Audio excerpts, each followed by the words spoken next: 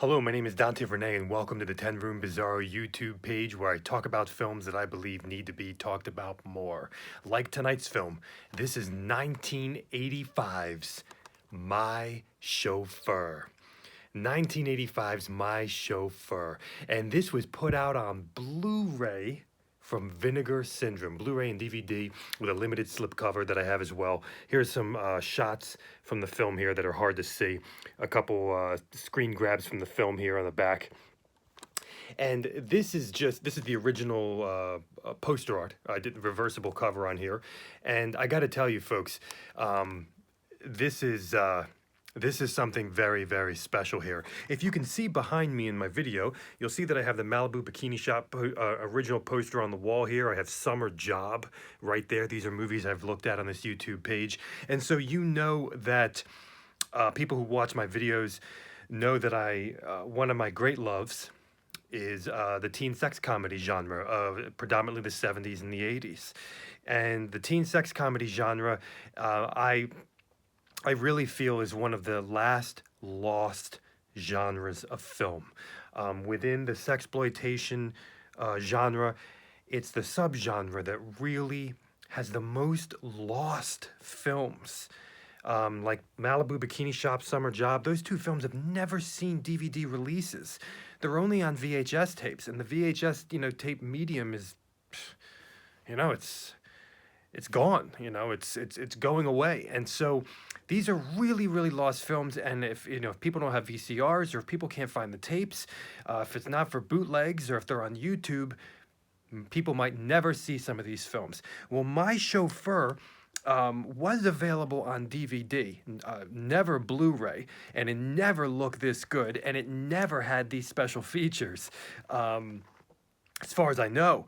But this is, I remember it was on kind of a compilation, Too Cool for School compilation or something, with a bunch of teen sex comedies on it, including The Beach Girls and Tomboy. And this is a Crown Pictures release here. And My Chauffeur is such a unique film because it melds, it has the teen sex comedy genre, then it just kind of has a sex comedy genre to it, then it has kind of some 80s, almost John Hughes-like romance. It also has some kind of 80s comedy in the night adventure as well. And it also has some kind of just great comedic humor dealing with older men working together in business.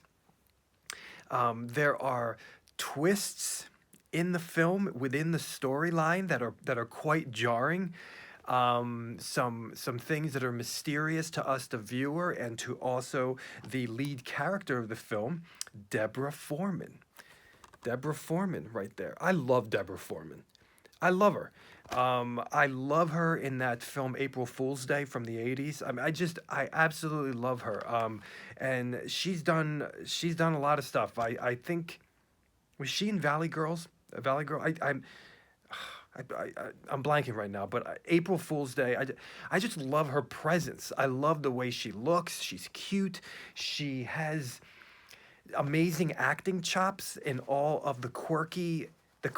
She has this disposition that is in all of her films. It's a very unique disposition that like nobody else has. And I can't really explain it except that it's attractive. It's a little bit weird in a really fun way. And it's in her eyes. It's in the way she moves her mouth, the way she smiles. And she did horror so great, so weird. And she does, comedy so great, so weird also. This is My Chauffeur here.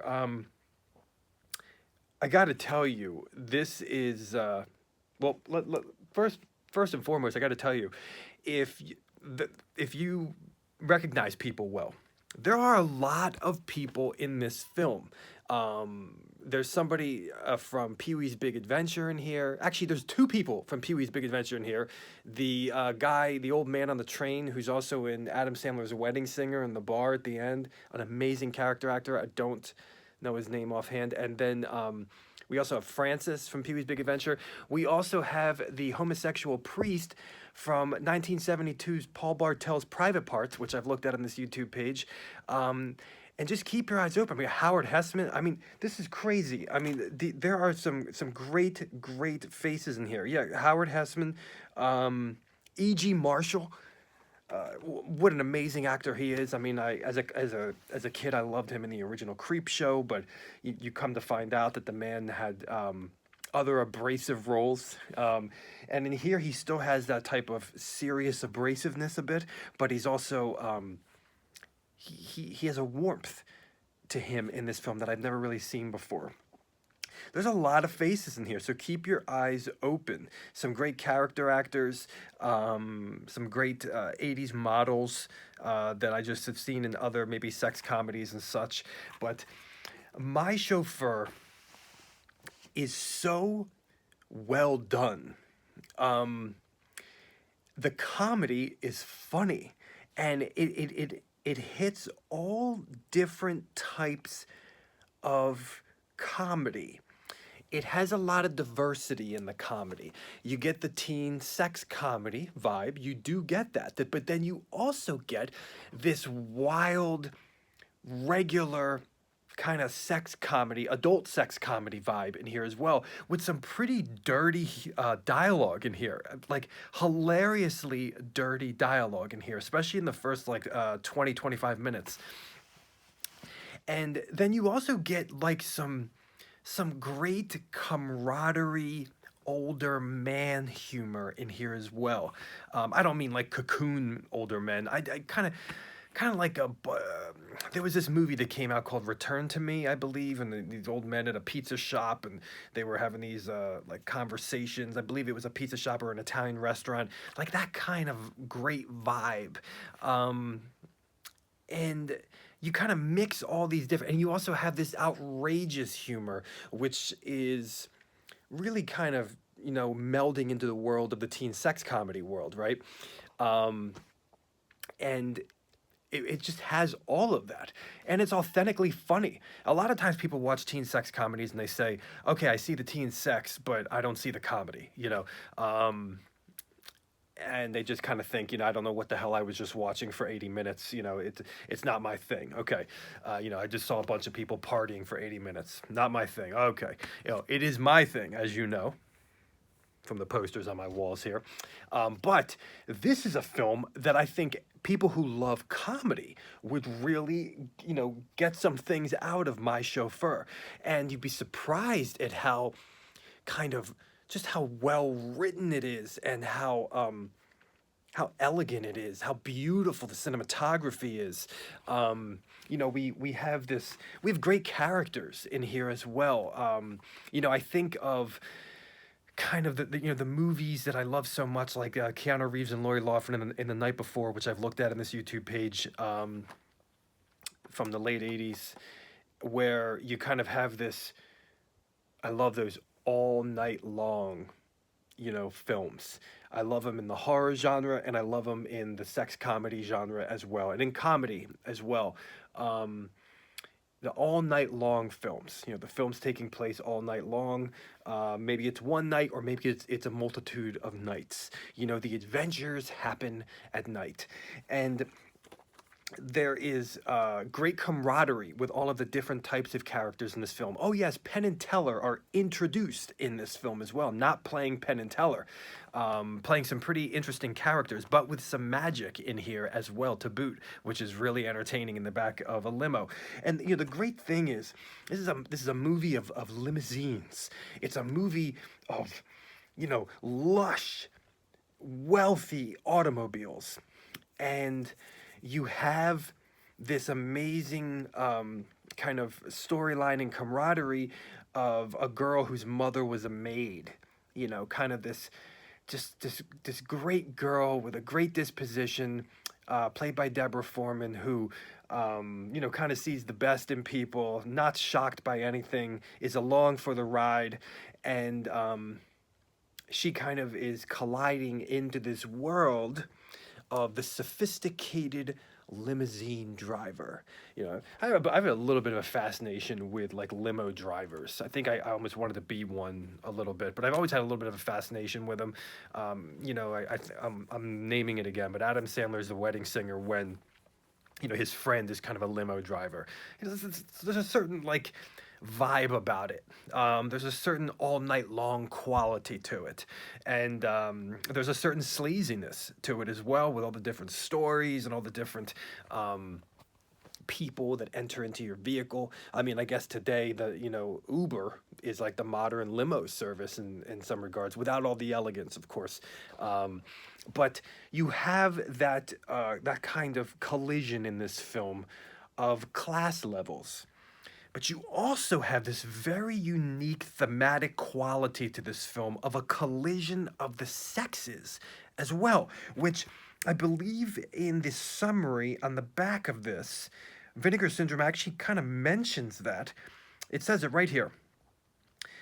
Playfully combines comedy and romance with adept observations on sexism and class conflict.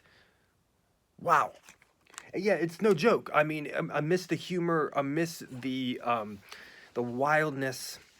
You have this element of male and female, and poor and rich. You, I can't say it enough. I mean, Deborah Foreman. She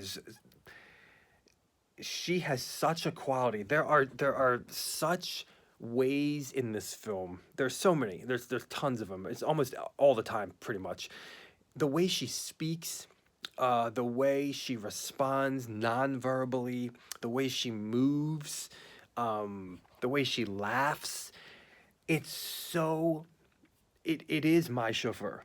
She is My Chauffeur. She has this quality that you're just addicted to when you're watching her in this movie. It's unlike it's unlike what you typically see. I think that's another best way to describe it. You just don't see other actresses like her. And you don't see other characters like the character in My Chauffeur that she's playing. You really don't.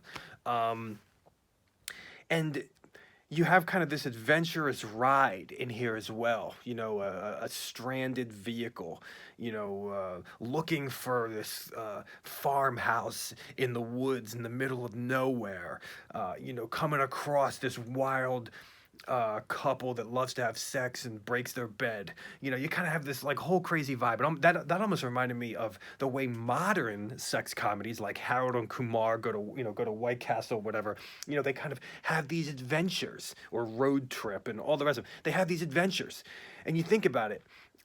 Teen sex comedies in general were always about an adventure, and the style is the substance, and the adventure is the substance. The party is the substance, or the sex party is the substance. Now, in this particular film, we have nudity in here. We have breasts, we have some thongs and things like that. And I would say, the topless nudity is in basically two pockets of the film. And so it doesn't act like a typical sex comedy where it's throughout the entire film. It's in two pockets, and well done. One in a limo, one in this wild man's bedroom, this musician, which leads me to, and the girls look fantastic in here. Great 80s girls, 80s hair, 80s outfits that some people pay $500 for them to take off. You'll see. Which leads me to the music in My Chauffeur. Okay, well, let me tell you. The score first. The score music in My Chauffeur is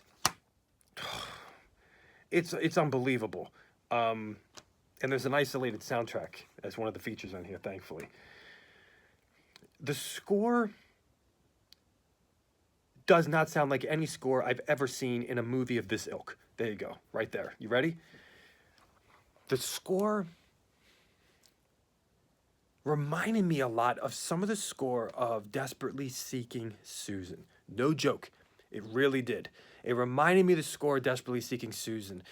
This kind of emotional, intense, almost ahead of its time indie vibes, dramatic, late night, and intensity, like tugging on you, like tugging on your emotions, your nostalgia, your heartstrings. It's tugging on you, and I really sense that in the score, and the score is littered throughout the film, and it makes what you're watching, it makes the scenes of what you're watching totally different. It makes the whole film totally different. If Deborah Foreman is the film, the score is the film as well, because it sets My Chauffeur apart as a unique place, a unique world, amidst this beautiful sunny California film. Palm trees and limousines and clubs and parties. How can you beat it, folks?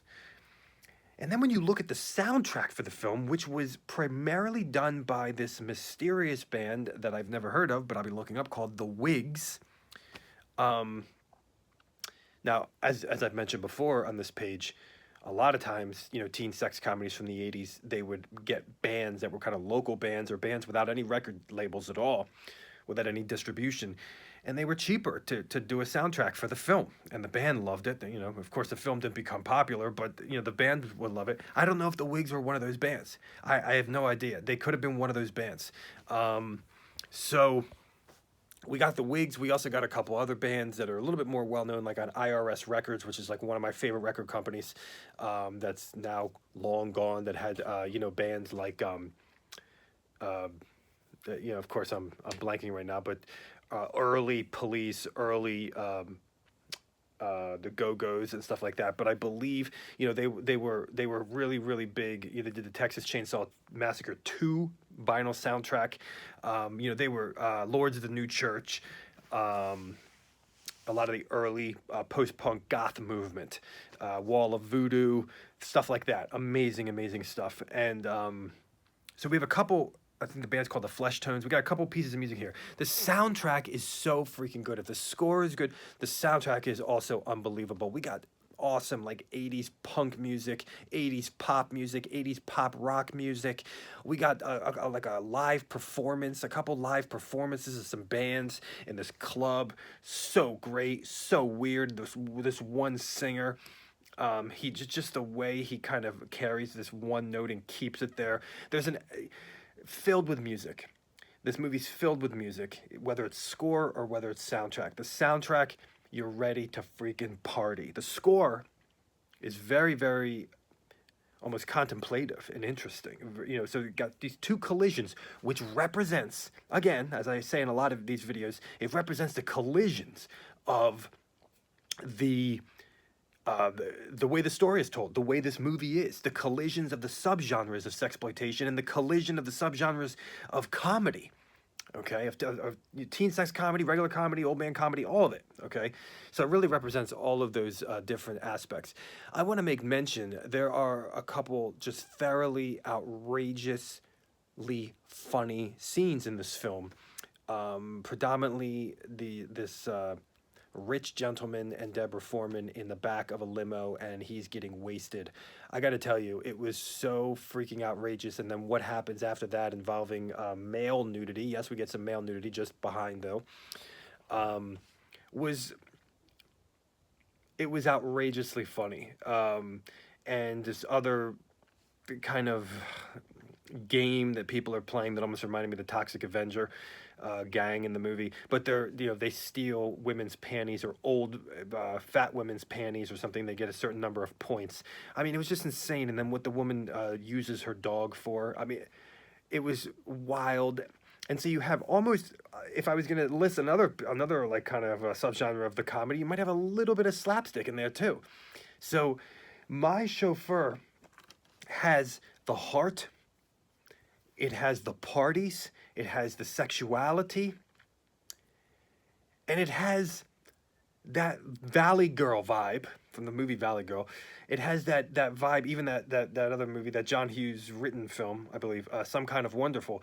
That girl who comes from a different background and colliding with um, the romance of a wealthy man. And you have all these different worlds together. Parties, the fun, the romance, the excitement, the night adventures, and the music. This is My Chauffeur, 1985. Thank you, Vinegar Syndrome. It's like $20. It's worth every penny. And get the limited edition. I think they're still in print as I speak right now. With the special hardcover, amazing. Anyway, folks, thank you so much for watching the 10 Room Bizarre YouTube page, where I talk about films that I believe need to be talked about more, like 1985's My Chauffeur. Thank you so much, and good night.